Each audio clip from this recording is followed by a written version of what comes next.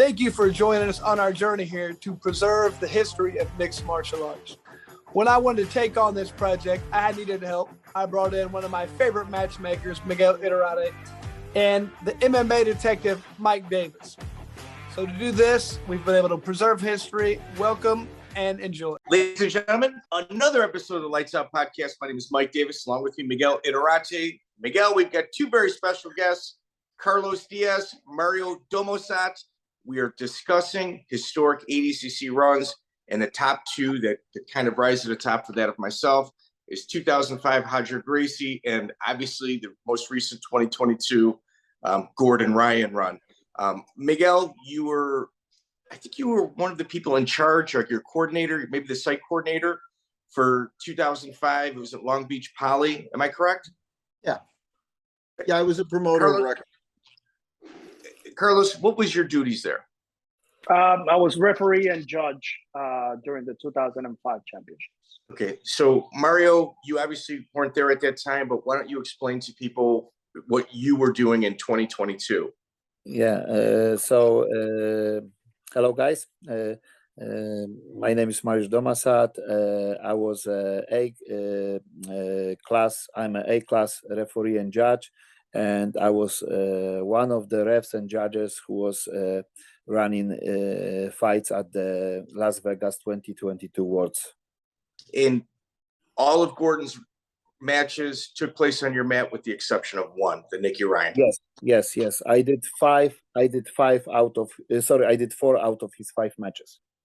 Correct. So, Miguel, could you let us know what your thoughts of the 2005 Roger Gracie run, what it meant to you and watching it unfold? You know, Roger at that point had appeared at Abu Dhabi in the Brazil show, which is 2003. And as we've discussed, 2003 was a bad year for the Gracies. You know, Roger lost and he was kind of like the future. Renzo fought out of his weight class, and in Brazil, he was kind of, playing the mayor, and he didn't really concentrate much on the competition. Ryan got run over, and then obviously Roger Gracie lost to Eddie Bravo. So the Gracies had a terrible year, and Roger was the guy who, from 2004 on, picked up the Gracie flag, because Renzo wasn't going to go back to, world championships and do jiu-jitsu and stuff like that. Roger was the young gun coming up, and he spent the time period between 2003 and 2005 becoming the guy. So when he came to 2005, he was earmarked already as one of the favorites, and it was just going to see if his stepping up was going to carry over in here. He was, as focused as I've ever seen him. I was the matchmaker for his MMA debut as well. So, I was impressed by him and his demeanor the whole time. And and speaking of MMA, I think grappling really is Roger's world, better than MMA. So I think that this was the peak of his powers. I think in 2005, we got the most focused and best version of him. So, Carlos, would you like to explain to our audience why that run was so special? Until that point, no one was as dominant as Roger was in 2005. And by most experts and most people's consideration, Roger had a 100% submission rate, not only in his weight class, but also in the absolute division. Right, which is incredible. Now, in comparison, Mario, Gordon Ryan's run, what made this special in 2022? The surgical approach to the fight, so smart and so educated kind of jiu-jitsu that was way ahead everyone else, and he was able to, with his approach to opponents, basically eliminate all their strengths and turn them into his. So that was amazing. That I was so close to him, and he barely break a sweat during all those matches. So to kind of set the table on that, Gordon Ryan runs the gamut on his own weight class and then competes in a super fight shortly thereafter, winning everything, finishing everybody except one opponent. So, Carlos, compare the runs to us.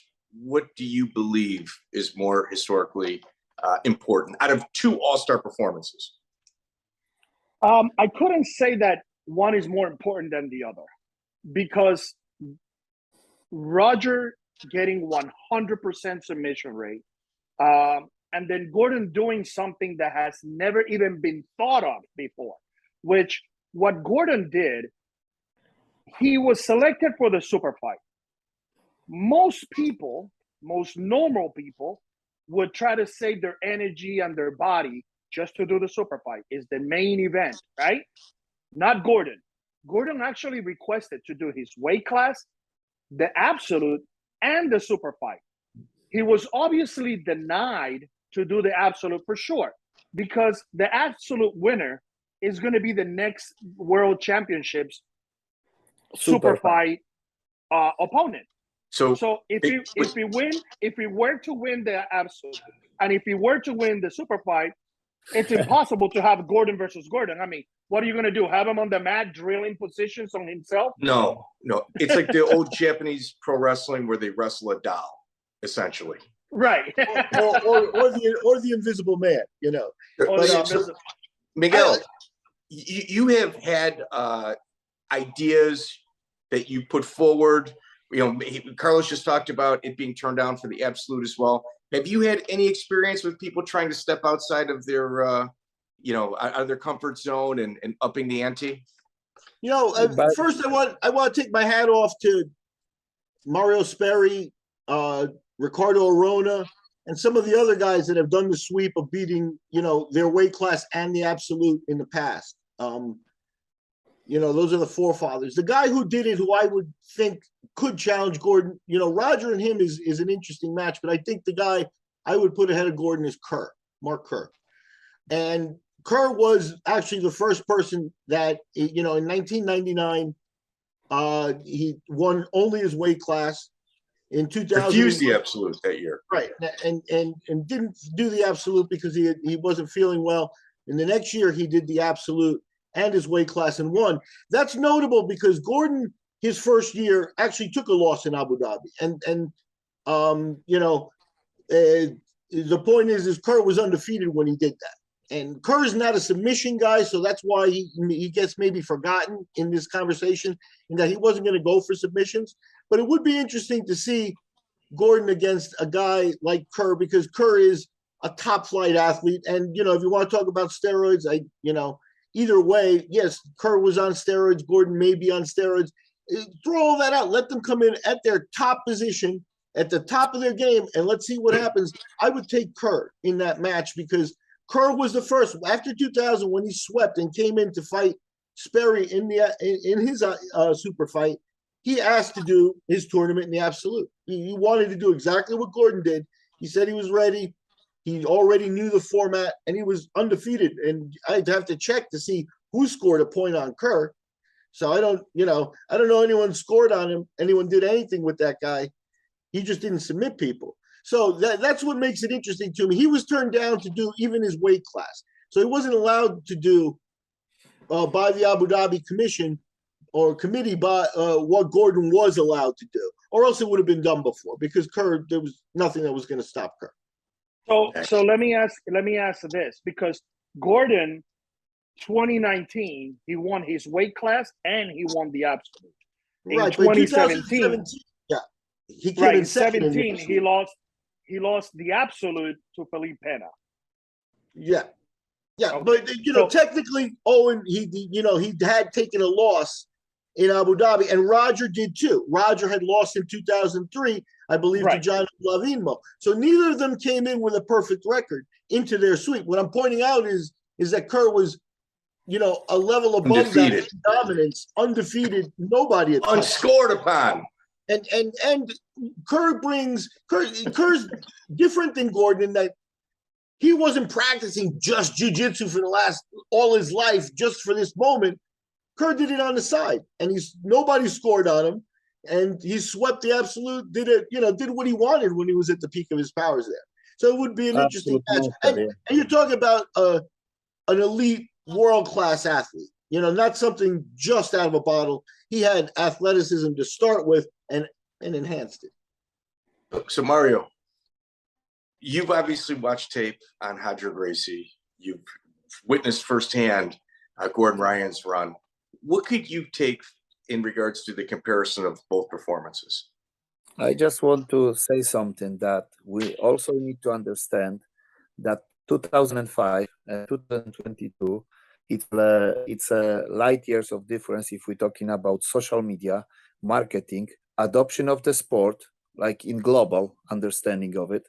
So let's say if Roger will do now what he did in 2022, he could be even, I know, bigger star than Gordon now. You know, if we have same internet access coverage, same amount of, you know, social media coverage like we have right now. So it's also was like, we need to understand the times was different, and only just handful of people was actually into ADCC. I mean, globally, even the fan base was probably like a handful of people compared to this what we have right now, right? For sure.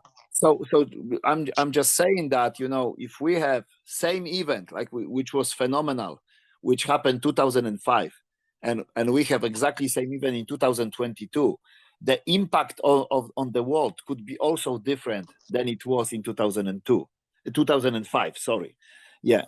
Well, we're comparing. I think we can refer to what just took place as the modern era of ADCC. And 2005 was right on the precipice. You know, I was there in 2005, and yeah, there was a couple, maybe 3,000, 3,500 people in 2005 at the pyramid. You know, and it was pretty fantastic because, again, until then, no one had a 100% submission rate. And Roger was able to achieve that. You know, some people put an asterisk on top of that because his match with Cacareco, it wasn't an actual submission, but Cacareco refused to come back for the overtime. For the second overtime, yeah. Okay, right. So Carlos, are you one of those people? Am I? Depends on what day I wake up. You know, what side of the bed do I wake up? But listen, the point is, he made him quit. You know, he made him quit. The rule is stated that they can have up to two. So no judges needed. So he made the guy quit, which is a verbal submission. Yeah. All right. So we're here talking about historic runs. What do you think? What historic run would you put as number one? And then Miguel brought in the wild card situation of historic performers, and he's saying Kerr tops everybody, which is very interesting argument. Mario, where do you put whose run is more impressive? And let's go through it real quick. Roger Gracie. There we go. A little football there. Justin Garcia, you know, Chim Chim, Rob Kahn's student, forearm choke, Eduardo Diaz, armbar, Alexander Ribeiro, rear naked choke, goes into the championships against Ferreira, who could not, you know, Kakarao, who could not continue. Goes into the absolute footlocks, a footlock expert, Shinya Ayaki, Fabricio Verdum, one of the greatest heavyweights MMAs of all time. Rear naked choke, Ribeiro again, rear naked choke, and hits Ronaldo Souza with a rear naked choke in the finals. I think what impressed me most about Roger is that it was all nothing fancy. Nothing was fancy. It was just basic, rudimentary jiu-jitsu that, you know, you can master all of those moves before you're a blue belt. You know, Roger's real quiet. He's not like a Gordon Ryan type in terms of talking, but his confidence in that event was every bit as intimidating as Gordon's, in my opinion, for at least for the competitors there. I don't think anybody I think it was his tournament to win, and it was something that the mind games, the confidence, you know, the Gracie, all the Gracies there with him and stuff like that. He played a superior mind game there. He's not Gordon. I think Marius hit it right on the head. In 2022, you need a star like Gordon Ryan. You need a guy who's the total package. And, you know, he stepped up to that position because, you know, Galvao is the guy before that. Galvao's not quite that social media superstar, crossover guy, total package guy. You know, people before that aren't. Gordon is. So he's here at the right time. He's the right guy for the sport now. And you're right. It's obviously a more impactful performance on a world level, what he did, than anybody before him, you know? So it's important that he stepped up and stuff. But I think just for sheer on the mat time, you know, there are a couple other guys that are in the conversation, and I'd label Gordon's performance a top 5 performance. Mario? Yeah, I'm a huge fan of Gordon and his fighting IQ. But for me, more impressive was what Roger did, because of the one reason. He had few matches with overtime, okay? Gordon was dominating all matches, but Roger had, like, you know, like in the final in his weight category, okay, he was basically losing the whole match. He was basically losing the overtime, and he won off Caraca to like, you know, to the such a stage that he wasn't able to compete. So it showed, like, even if the match wasn't going in your favor, you had the will and heart to keep fighting. Okay, look what happened in Verdum in the absolute. Verdum actually was the attacking all the time, and you know, Roger was basically defending himself for the whole match. Yeah, and then he was able to turn the favor, you know, into his. That's amazing. That's showing that, you know, it's not only skills, it's not only technique, it's not only power, but warrior spirit and heart. You know, and I think from this reason, I'll go for Roger. Wow. Carlos? Well, I'm a little bit different. So I take each run independently. Roger, his style alone is very basic, is very fundamental. Right. He basic takedowns, you know, basic guard pass, basic back take, basic submissions. But because his style is very fundamentals, it's very basic in its nature, not that his style is basic, but that it is basic in its nature of technique,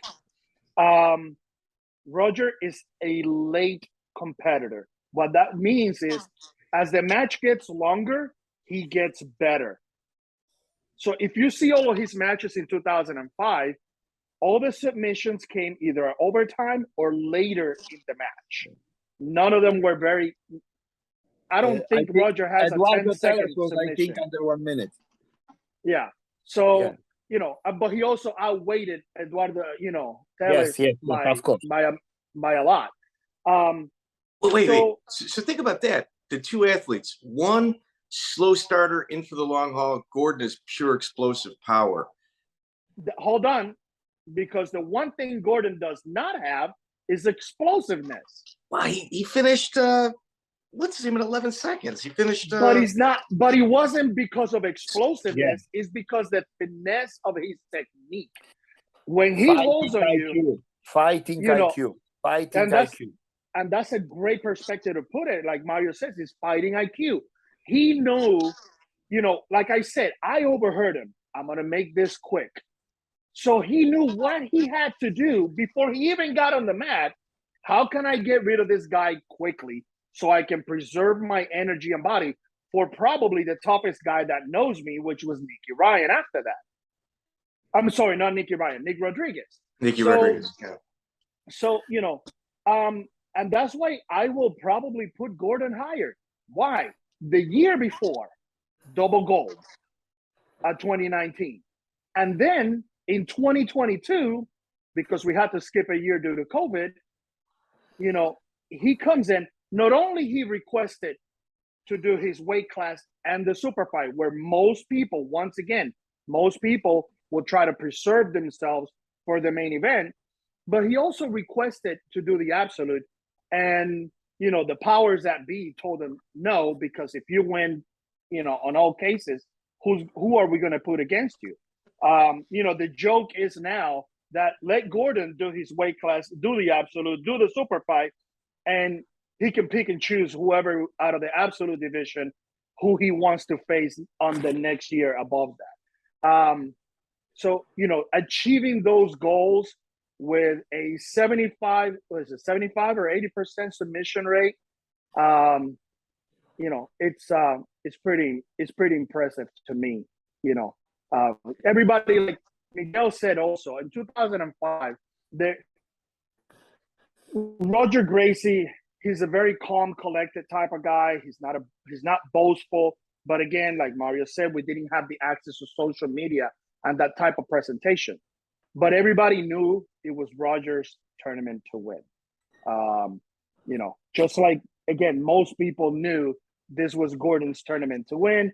But, let's look at the mind games. Gordon came out with a custom outfit, separate to everybody else. Everybody was either white or black with their country flag.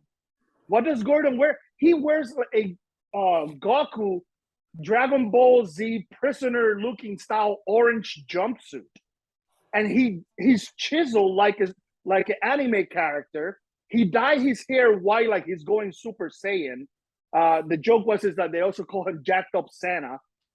My daughter even told me, that guy's really old. And I said, no, babe, take a real good look. He's really young. He just dyed his hair white. No one has that persona. The other thing is, and again, these are the little details. I don't know if people really get this. Gordon had a different outfit for every match. Yes. All his rash guards, all his shorts. Go watch it again. They are all different. So what does that mean? He planned. He knew he was going to go to every single round. So let me bring a different outfit for every round. That's pretty freaking amazing. Yeah. Okay. So Mario goes with the Hadja performance. You're obviously going with the Gordon performance. Yes. Miguel, your pick between the two. Like I would call them tied for second behind Kerr's performance to me. And I honestly think that this discussion between Roger and Gordon Ryan has that LeBron James versus Michael Jordan feel too. Yeah. Where we are talking about a different generation and we'll never really know. But like I said, I do think that there's a difference in that Gordon's been preparing for just this for 5 years now. And Roger didn't have that benefit, neither did Kerr or any of the forefathers who did some of that. I disagree with that, Miguel. Go ahead. I highly disagree with that because Gordon has been doing a lot of other events in between. He did have to deal with some medical issues. No, but if you tie jiu-jitsu and grappling in, it is the same thing. Whereas Roger was doing MMA, Kerr was doing MMA. They weren't completely dedicated to just grappling. Where, if you're doing jiu-jitsu tournaments, it's still applicable. Some of it in Abu Dhabi, it's not like completely different. So gotcha. I understand. That's the nuance, but obviously you're correct. Gordon is, perhaps going to do MMA as well. So that'll end that argument. But I think Gordon has that feel of almost like a Jeremy Horn, like a kid, like he was 10 years old doing jiu-jitsu, whereas, Gracie was, but Mark Kerr wasn't. You know what I mean? So I do think that there's a time and place for this, and that you needed a guy like Gordon, a guy who stepped up on different fronts to take the mantle now. And I think that that's a good spot. But I think in terms of all-time performances, Kerr didn't really do submissions and stuff, but no one scored on him. And, there are other guys that would make interesting matches for Gordon that, I would think Jeff Monson would be an interesting matchup too. Jeff Munson's another guy. Jeff Munson might do, a match without the shorts, no shorts at all. Can I say something, guys? Guys, can I say something? Yes, please. We just need to understand one thing. Gordon hasn't finished yet. Everyone else did. He's only 24 years old. So he can achieve so much more. And, with all the sentiment for old school, because I'm an old school guy, I love old school matches. And I love Andre Galvao and Roger and, but we need to understand something. I think no one did ever so much for ADC. I'm talking competitors. I'm not talking, Sheik and, organizers from ADC. I'm talking just competitors. I don't think no one did ever so much to promote ADC as Gordon. And people may love him or hate him, doesn't matter. But what he's doing to promote the sport is incredible. And I think his domination is just about to start. So if he never have, if you won't have any big injuries or health issues in the future, please God no, because we would like to see him 100% in the optimal shape in the future. I don't think there's anyone else for next 4 till 6 years that can put him in danger. I'll put it one step further too, in terms of his promoting of the sport. He's done more than everybody else combined. Yes. All right, here. Let's put let's up the ante on this conversation. Mario, who beats Gordon? You mean right now? Who is his first loss? Or his next loss, I should say. That's first. You mean the Felipe Pena fights, or anybody that you think, who's Gordon going to lose against next? Who's going to be the person, that right now, I think the only person who can beat him, not in 2 years, but maybe in 4 till 6 years, it's Big Dan from Romania who trains with Gordon. Because he'll have he's from the same academy. He's got Danaher behind him.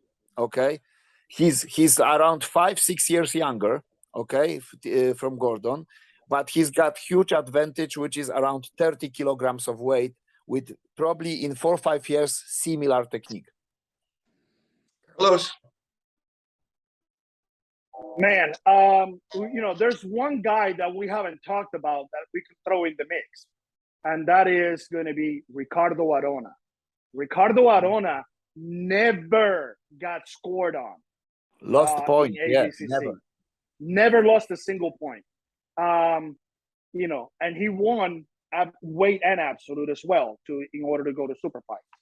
And I tell you what, we saw Arona this weekend, and physically he looks like he jumped on that mat right now and dominate in any given time. But so that's one thing. But if I had to pick from today's roster, who could beat Gordon? Man, honestly, I'm going to say the only person that can beat Gordon right now is Gordon himself. Okay. But if I had to pick one person, I'm going to go with Giancarlo Bodoni, who happens to also be a teammate of Gordon Ryan. Again, and we talk. Sorry, Carlos. We're talking about guys which are his teammates. Correct. From everyone that I saw this weekend at all of the weight classes, including Big Dan Manasoyu, but I would pick Giancarlo Bodoni. Giancarlo Bodoni, on his first ADCC, he went 100% submission rate.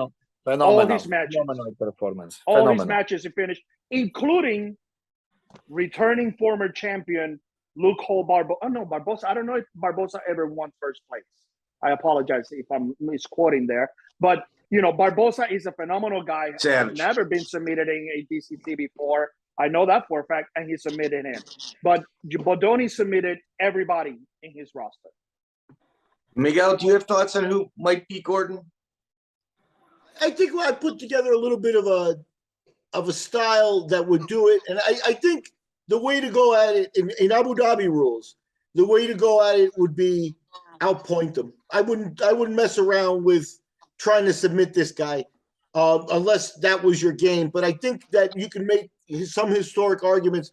Kerr, Munson, roided wrestlers. Sasha Savko was a Russian Olympic gold medalist that did Abu Dhabi as well. Somebody with that style who can take him through, get him down, stay in a position maybe where he gains a couple of points and then just stalls. And that would be the wrestler's way to beat him. But Abu Dhabi is not constructed like that anymore. They used to thrive on inviting guys that are crossing over from another sport, like Savko, who was a member of Abu Dhabi's their own team. And they no longer do that. Everybody's practicing the same thing. So this is less and less likely to happen as we go into the future. Less and less My likely. opinion. Alexander Karelin, if we could bring someone from the past, let's see what he could do with that guy. That's my thing. It's either going to be Chris Brennan, next generation, Nogi. I mean, just master. Obviously, Mario. He's got an academy in Europe that's doing quite well. He's got some amazing schools in Texas. His children are doing phenomenal. One's in Bellator. One just got signed to the LFA without even having a first fight. When they have kids, those kids are going to be Gordon. That is my prediction. We need 2 more generations of good breeding in order to get somebody with the genetics able to beat Gordon with the technique. That is my opinion. Mike, can I say something? Yes. I refer lots of events in Europe, okay, including kids and teens. And I need to tell you guys something. What I saw in Las Vegas Open just fucking blew my mind. Ooh, 7, 8 years old kids got such an advanced game that myself, after 25 years of training jiu-jitsu, I'm not even close. The structure you have in States right now, how you run kids, okay, sponsorships, fan clubs, coaching teams, it's just unbelievable. So I said that to many people in ADC in Las Vegas, that I think in 6 till 8 years there'll be only USA on ADCC winning gold. And one to piggyback on that as well. One thing that, again, like Mario said, that perhaps was the most impressive thing to me. It was during the ADCC Open, the teens, the teenagers, and even some of the 10, 11, 12-year-old kids. Yeah, small kids, advanced. It was mind-blowing how advanced these kids are. But let's take some things into consideration. The Rotulo brothers, 19 years old, youngest ADCC champion, also 100% submission rate. Okay? 19. Cade Rotulo. Well, he's not the youngest ever. Yes, he is. He is now. He's younger than Roger Gracie? Yes. When she won, she was 18. No. I'm sorry, youngest male competitor to win ADCC. I apologize. No, again, but here's the difference. 100% submission rate. Yeah. Mendes level. Guys, Mendes also was 19, right? But in months, Kate is younger. Yeah. So, during the ADCC Open, I was watching 10-year-old kids, 11, 12, low teens, with a level of skill. Like Mario said, we have 25 years in the game, 20 exactly. I am at 25 years in the sport of jiu-jitsu, doing things that it's like, how is this kid thinking about this chaining sequence? Because you think, they're just doing this one move to get to this. No, they're doing one move, but they're thinking 10 positions in advance. And it was just mind-blowing. They work system. And the support system that they have nowadays, there's kids that I personally know are being homeschooled so they can focus most of their time in training jiu-jitsu, supplementation, strength and conditioning, private coaching, just so these kids can become successful just at jiu-jitsu. So, Carlos, just listen to that, okay? There was 7, 8 years old kids which had like 20, 30 sponsors on the rash guards. Yeah. I had my first sponsor when I was 31. Okay. Let's wrap this up. We're talking Roger and Gordon. Yeah. Ladies and gentlemen, Mario, absolutely appreciate you. We're definitely going to have you come back on again. Carlos Diaz, so I mean, our doors are open to you anytime. Miguel, thank you, guys. We'll see you again next week, guys. Take care. Check out the full interview on iTunes, Spotify, and all major podcast platforms.